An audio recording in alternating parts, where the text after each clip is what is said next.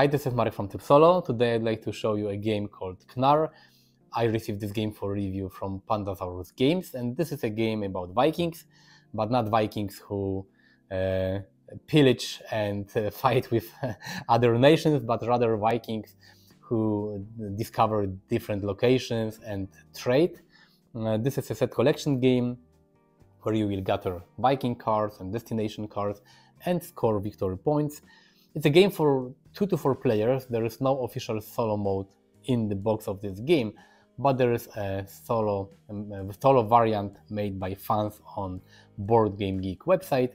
I will tell you more about this fan-made solo mode a little later. Now I'd like to show you how the game plays, and then I will tell you my opinion on this game. Here is the main board where you will track your reputation, you will track victory points. At the top of the board are different destination cards. The bottom one are called trading lands, and the top one are called lands of influence, and you will be able to send your Vikings to different destinations and you will be able to claim those cards. The bottom cards are easier to get because they are, you can say, cheaper, but give you less bonuses. The top cards are more expensive, but they give you more bonuses. This is the game prepared for play. Here is the main board where you will track your reputation, you will track your victory points. At the top are different destination cards. The bottom are called trading lands. The top cards are called lands of influence. You will be able to send your Vikings to these destinations to claim those cards. The cards at the bottom are cheaper to get, but they give you less bonuses. The cards at the top are more expensive, of course, but they give you more bonuses. At the top of the game board are 5 different Viking cards, and they are divided into 5 rows. Each row has got a different color, but if you have problems with colors, there are also icons here to show you which column is what color. Here is the deck of Viking cards, decks of destination cards, and here is the player area. You have your ship that looks like this. At the bottom start your starting resources. You start with 2 different Viking cards. You start with 1 recruit token and you start with 1 bracelet. At the top you have the bonus depicted that you will be able to get if you do the trade action. I will talk about it later. This is the basic side, this is the advanced side, so each player can choose at the start of the game if everyone will play with the basic or the advanced side of the board. In this game you have basically 4 different, you can say, resources. You have victory points that you will track here. The first player who gets 40 victory points wins the game. Here you have your reputation. The reputation gives you basically nothing when you advance here, but here are a few spots, like 4 spots, and if you manage to get your reputation token to one of the spots depicted here, you will get victory points at the start of each round. So let's say you have your reputation token here. At the start of each round you will get 2 victory points. If you get your reputation here, at start of each round you will get 3, and here you will get 5 victory points. So this is what your reputation is used for. And you have your recruits that you will be able to use when you acquire Viking cards or where you go to explore different destinations. And you have your bracelets that can be used when you use your trade action. How the game looks like.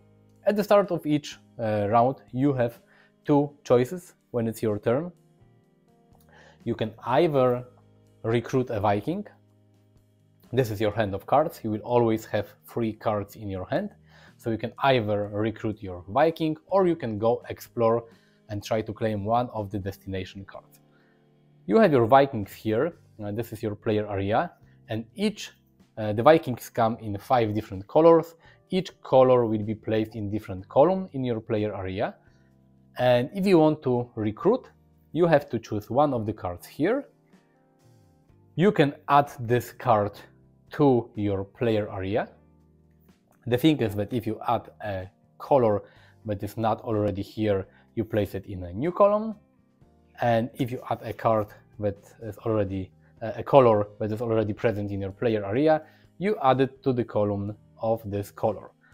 And after you add a card to your player area, you will get the bonus depicted on this card, but also on each card in the corresponding column. So let's say if I would like to play a yellow card, I will put it here. I will start a new column and I will get 1 victory point like this. But if I would like to play a red card, I will add it to my red column and I will get 1 recruit and I will get 1 victory points. So the more cards you have in each column, the more bonuses you will get.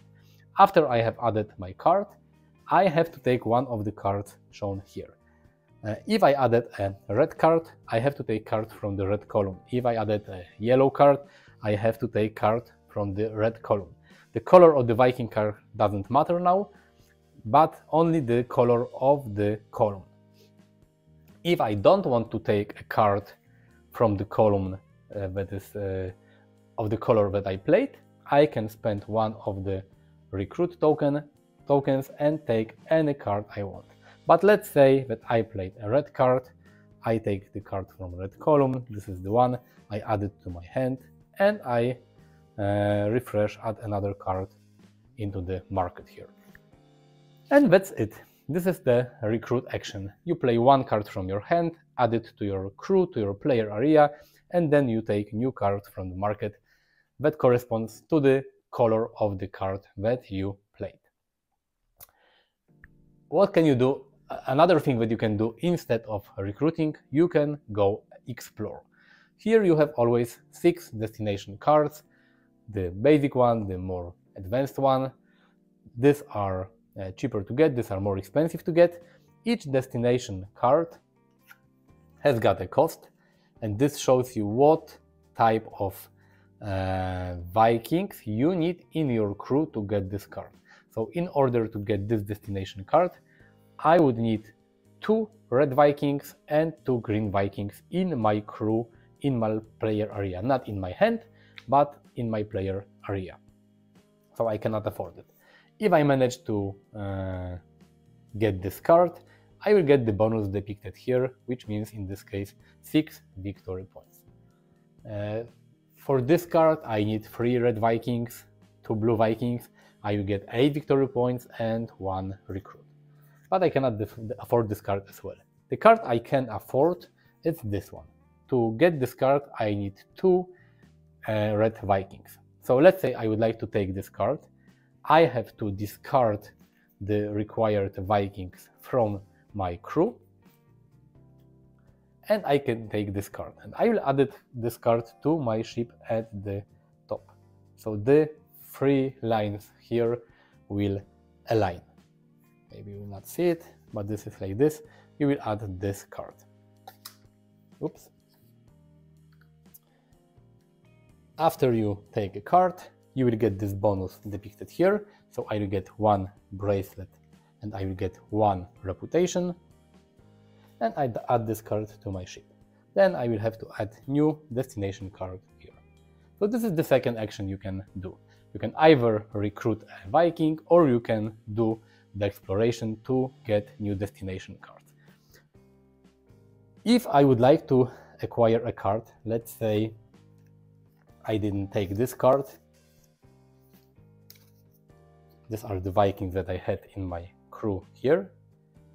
And let's say that I want this card. This card needs 2 red Vikings and 2 green ones. I don't have any green Viking. I only had 2 red Vikings.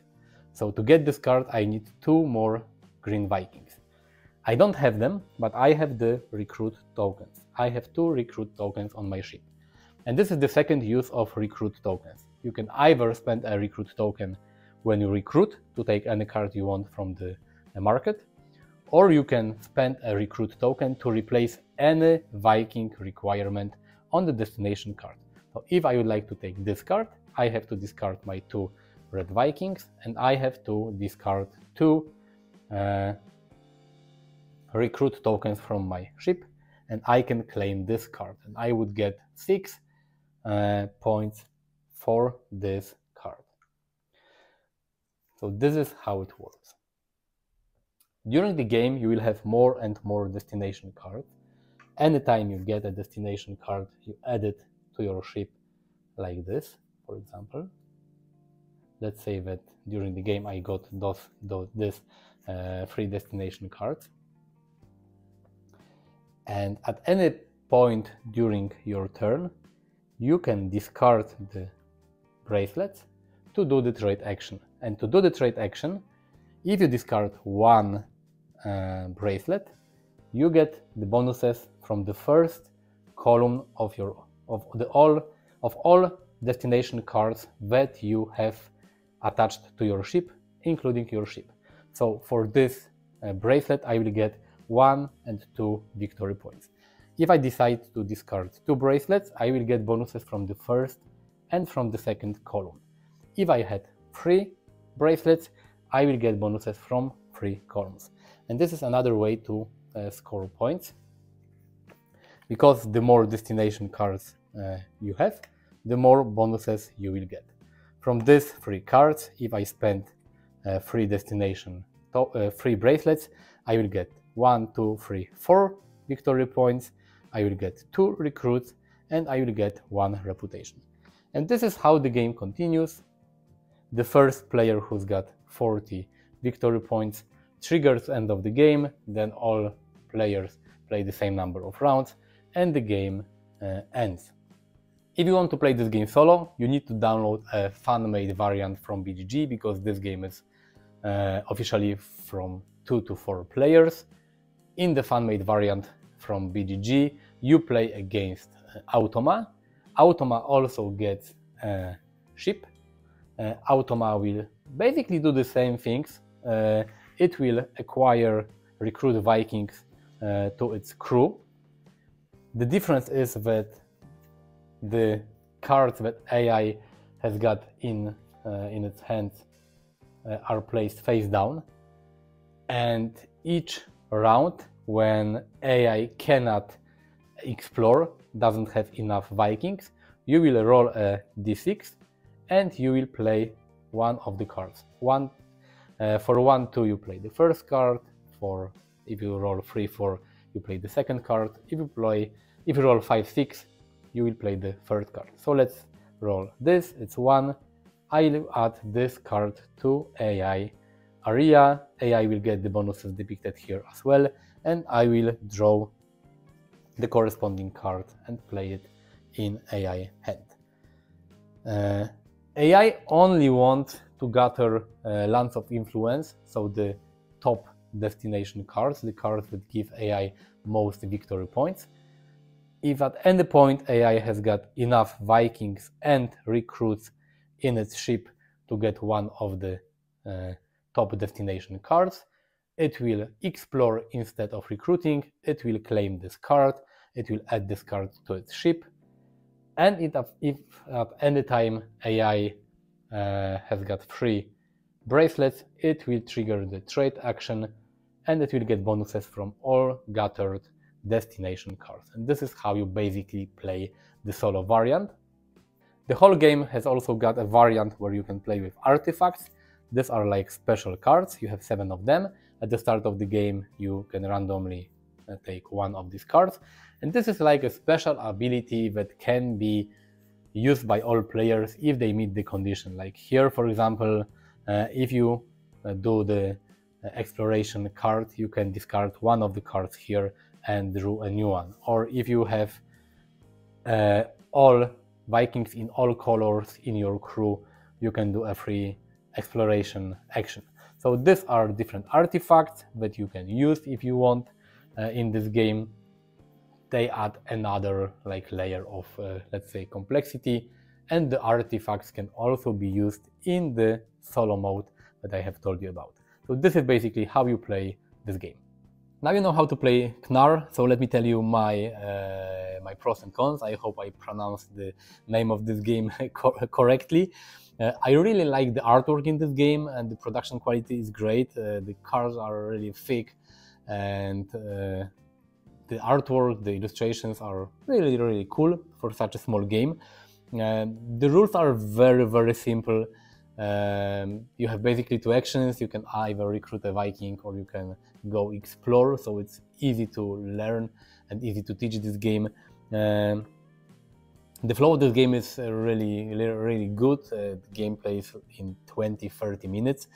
I like that the set collection is on two different levels, because you try to collect Vikings in specific colors in order to do the exploration action, but you also try to get the best destination cards, and you arrange them on your ship, and then when you do the trade action you get different bonuses from the destination cards. So you have like set collection on two levels. The box is very compact, and this is what I like when games have the box that is proper for the number of components. There's not a lot of useless air in the box. It's a compact box that you can always take with you when you go to your friends or on holidays. I like that even though the rules are simple, there is an advanced variant in this game with the artifacts. So if you think that the base game is a little too simple, you can add the artifacts that will give you even more actions depending what cards you gather and what you do in the game. And another cool thing I have to say is that there's surprising a lot of Viking facts in the rulebook. Like you have the explanation at the beginning of the rulebook about Vikings and how they trade, and a lot of history. You also have explanation of some terms like what is Knarr and how they use the bracelets and the things that were in the game. So you have some cool like historical facts in the rulebook, and this is really nice. Cons of this game, I don't know. This is a simple, fast, clever game, and it plays how it looks. And the cons of this game, I think that for some people this game may be too simple, because it is a simple game. It's not a con per se, because this game is what it is. But if you are expecting some, I don't know, complex Euro game, this game is not for you. And another con for me is there is no official solo mode. Luckily there is a fan-made variant made on BGG website. So no solo mode is a con. But basically I have to say I really love this game, and when I read the rulebook for this game I thought that this is like a simple filler game, nothing special, and even maybe a boring game. But after playing it I really like it. It's fast, it's clever, it's smooth, it's easy to learn, it's easy to teach. You can play this game with more advanced gamers if you use the artifact variant, but you can also play this game with people that are not really advanced in board games. I have taught this game to my 8-year-old daughter, and she really loves it. She learned how to play this game really fast, and we played twice in a row, and she won both times with me. So, and I tried to play really properly. It's not like I gave her the victory. So yeah, clever game, looks great, plays great. It will stay in my collection for sure. It's very compact, so it's easy to take this game everywhere you go. You can play with two to 4 players, and this solo variant from BGG is also quite clever, so you can even play this game solo. Really cool game. If you like the video, click the like button, subscribe to my channel. I will be very happy. If you do, visit me on Facebook, on Twitter, on Instagram as well. I will leave links in the description of this video. Thank you for watching. See you next time. Bye.